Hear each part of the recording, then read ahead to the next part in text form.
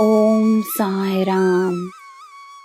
ನನ್ನ ಮುದ್ದಿನ ಮಗುವೆ, ಬೇರೆಯವರ ಕಥೆಯಲ್ಲಿ ನೋವಿದ್ದಾಗ ನಿನ್ನ ಮನಸ್ಸಿನಲ್ಲಿ ಅದು ಬೇರೆಯವರ ಕಥೆಯಾಗಿಯೇ ಉಳಿಯಲಿ. ಅವರಿಗೋಸ್ಕರ ಒಂದು ಪ್ರಾರ್ಥನೆಯನ್ನು ಖಂಡಿತವಾಗಿಯೂ ಮಾಡು.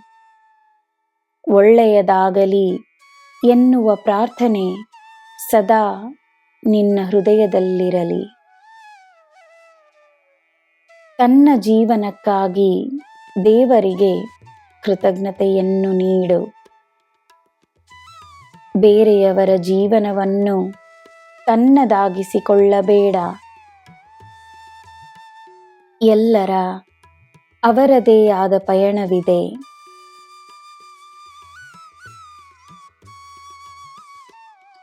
ನಿನಗೆ ಏನು ಬೇಕೋ ಹೇಳು. ಈ ಸಾಯಿ ಇರುವಾಗ ನಿನಗೆ ಏನು ಕೊರತೆ? ಈ ತಂದೆಯ ಮೇಲೆ ನಿನಗೆ ಹಕ್ಕಿರುವುದರಿಂದ ನಿನಗೆ ಏನು ಬೇಕೋ ನನ್ನ ಬಳಿ ಕೇಳು.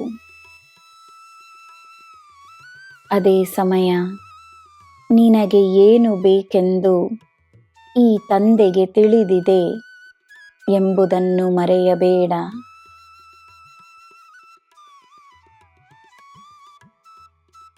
ಮನಸ್ಸಿನ ಶಕ್ತಿ ದೇಹದ ಶಕ್ತಿಯಾಗುತ್ತದೆ. ಜಗತ್ತಿಗೆ ನೀನು ಯಾರೆಂದು ತೋರಿಸಬೇಕೆನ್ನುವ ಹಠವಿಲ್ಲದೆ ತನಗೆ ತಾನು ಯಾರೆಂದು ತೋರಿಸಬೇಕೆನ್ನುವ ಛಲವಿರಲಿ. ತನ್ನ ಮೇಲೆ ಸದಾ ನಂಬಿಕೆ ಇರಲಿ.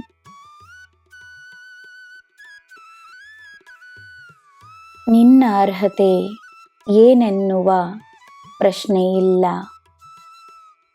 ಜೀವನದ ಶ್ರೇಷ್ಠತೆಯನ್ನು ಅನುಭವಿಸಲು ನಿನಗೆ ಅರ್ಹತೆ ಇದೆಯೆಂದು ನೀನು ನಂಬಲು ನಿನಗೆ ನಾನು ಸಹಾಯವನ್ನು ಮಾಡುತ್ತೇನೆ.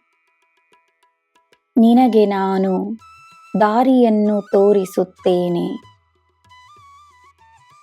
ನಿನಗೆ ನಿನ್ನ ಶಕ್ತಿಯನ್ನು ಪರಿಚಯಿಸುತ್ತೇನೆ. ನನ್ನ ಮಗುವೆ, ನಿನಗೆ ಎಲ್ಲ ಅರ್ಥವಾಗುತ್ತದೆ. ಆತುರಬೇಡ. ಎಲ್ಲ ಸಮಯಕ್ಕೆ ಸರಿಯಾಗಿ ನಿನಗೆ ಅರ್ಥವಾಗುತ್ತದೆ. ನನ್ನನ್ನು ನಂಬಿ ಬಾ. ತಾನು ಯಾರೆಂದು ತಿಳಿಯುವೆ.